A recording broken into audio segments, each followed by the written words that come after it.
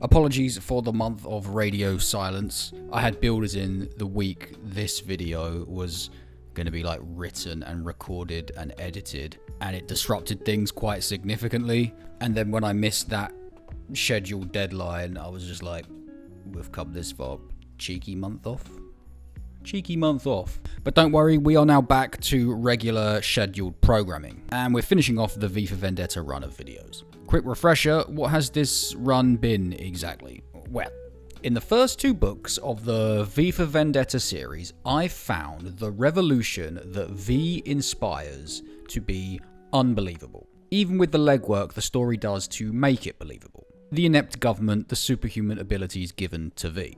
I find the things that V achieves to be beyond the bounds of the suspension of disbelief. He is too impossible. Blowing up the Houses of Parliament and getting away with it in what is essentially a police state is too impossible.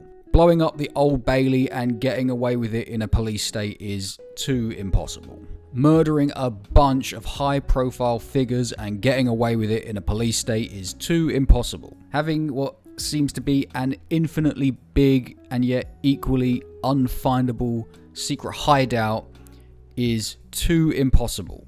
Getting anyone to listen to him and buy into his ideals when he is this uber cringe, try-hard drama class reject is too impossible. So I went into this 3rd book expecting to add to that tally of impossibility. And I did, and I'll be pointing those additions out. But I also finally saw something that significantly reduces, if not completely eliminates, the impossibility of V's overarching goal and achievement of that goal. This 3rd book caps off what the first 2 have been setting up and makes the end result completely believable, even if there are still some unbelievable aspects to it. So that's what I want to go over in this video, how this impossible revolution may have not been impossible after all. I'll still give you the fresh instances of when I went, oh come on, as I've been doing in this series so far. But I think I'll do them first, and then explain why I don't think they matter after, and let you be the judge. Savvy? Savvy. Before that though, quick thoughts on the book. It's a good ending to the story, a crescendo, if you'll forgive me for leaning into an aesthetic I'm about to tear apart in a few minutes. All the villains get what's coming to them, and the great country of England is freed from the grip of a tyrannical dictatorship. The brutal bleakness that is basically the footprint of this series is maintained, but with this being the last book in the series, there is at least a somewhat hopeful air rising above it. I say somewhat because things are still on fire, riots are still happening, people are still getting assaulted right at the end. But you kind of get the impression that those things sort of need to happen for the country to heal. I like the exploration and the sort of deconstruction of the minds of the side characters that stop them from being just 2D evil police officers and administrators and politicians that they could have been. Everyone's got something going on behind the scenes, and that's good. It's all quite good. It's certainly not immune to criticism though.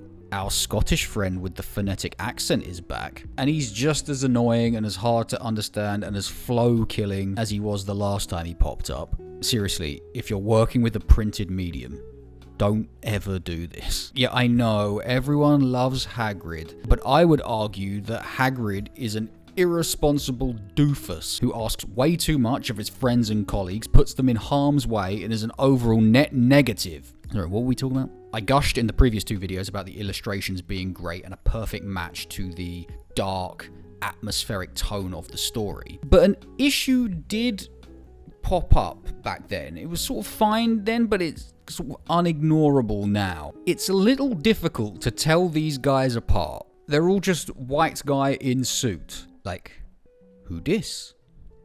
Who dis? Who dis? Is dis? Dis? Oh, and I also hate V now. The entire premise of the last video was highlighting V's cringe behaviour, but here he crosses a line from cringe to infuriating. There is a whole chapter where Evie just asks him flat out what he's talking about. And he goes on in rhyme and quoting poetry and not answering a single question. And the anger she feels at this is nothing on the anger I feel at this. He's like, can't you see I am answering your questions? Like it's her fault, my fault, for getting angry at this utter nonsense. Like she's not smart enough, like I'm not smart enough to get the deep layered messaging of what he's saying. And I'm like, I totally do, just shut up. You're not clever for talking like this. There are times when you should be a person. If I was Evie, I would have just walked out halfway through one of his gajillion William Butler Yeats monologues and just taken my chances on like the crime-ridden streets of London. Even with the mug's dying flipping breath, spoilers, he can't help himself from throwing up more pretentious word salad. So a mixed bag then? Maybe. Right, as I said, we'll do the new unbelievable stuff first, and then go on to what I think justifies the revolution going ahead regardless of it. If you've watched the last two videos in this series, or the intro of this video, you're going to be familiar with the two main unbelievable things I'm about to bring up. These massive acts of destructive terrorism and the impossible size and undetectability of V's secret hideout, the Shadow Gallery. In this final book, V blows up half of the West End, including the BT Tower and what might be, based on its location, Center Point. How? How in the name of G. Montgomery Fawkes is he doing this? Police state, remember? In doing this, V knocks out the majority of the government's surveillance systems, but it hasn't been knocked out before doing it, and yet he still manages it. This is crazy. Half of London is on fire here. Side note, I can't read this sheet music here, but you just know that this melt is doing this to ba ba ba ba. The story does try to justify this and all the other nonsense V achieves by saying he's had access to the government's sort of supercomputer system, Fate, this whole time. But that just breaks the suspension of disbelief even more. How's he done that? And if he has done that, why has he let the country get to the sorry state that it's in? Controlling the government's whole computer system is a cheat code. He could have made some real change if he wanted to. And then he goes and blows up 10 Downing Street just as a sort of icing on the cake. Because why not? If you're doing impossible things, why not do the most impossible thing? Though he has missed a few London landmarks like Nelson's Column and Tower Bridge and that massive fan outside Angel Station.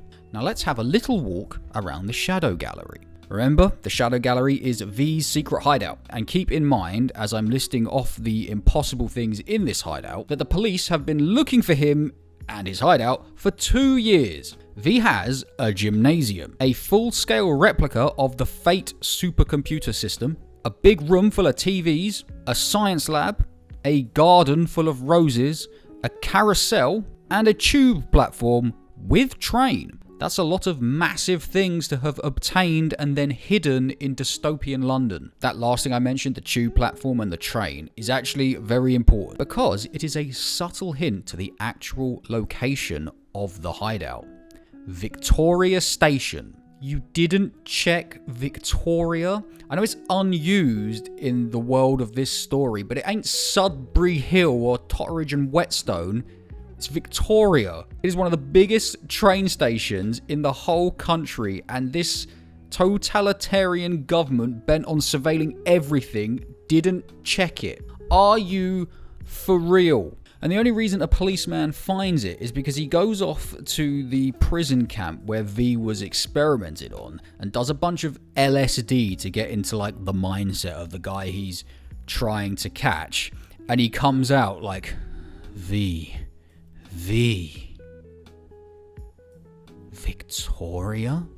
It's kind of hilarious, and also doesn't matter. The believability of all this stuff does not matter in the face of the end goal it is trying to facilitate, overthrowing the government, and the ultimate achievement of that goal. Allow me to explain. Simply put, the England of V for Vendetta would have revolted against the government regardless of if V was there or not. Yes, he does help lubricate the process, he does help speed things along, but this country was so sad and miserable and repressed and violent that revolution was inevitable. It would have happened even if this goober in a mask wasn't blowing stuff up left, right, and center. In fact, as I mentioned in my previous video, his public address that was full of cringe and extended metaphor might have actually hurt the process. Look at what is happening in this England. No one has any privacy and are surveilled 24/7. They're publicly executing people for stealing tins of beans. They are marching troops through the streets. They are forcing people at gunpoint to wave and cheer for the country's leader. And those are just the ridiculous instances of oppression in this book. There are countless other examples in the first two as well. Is it any wonder people got angry? Is it any wonder riots broke out? It's actually surprising that it took V stepping up as the savior for people to say, we've had enough. So that's why I'm saying that the unbelievability of the aspects of this revolution don't matter. Because the revolution as a whole was about as believable as a revolution could be. It's probably the most believable thing in the whole story. In fact, it's so believable that it kind of circles round and the setup and the premise start to bend the suspension of disbelief. Like, would the people of this country just sit idly by and allow their lives to be ruined by this insane government at all? Would people allow things to get to the state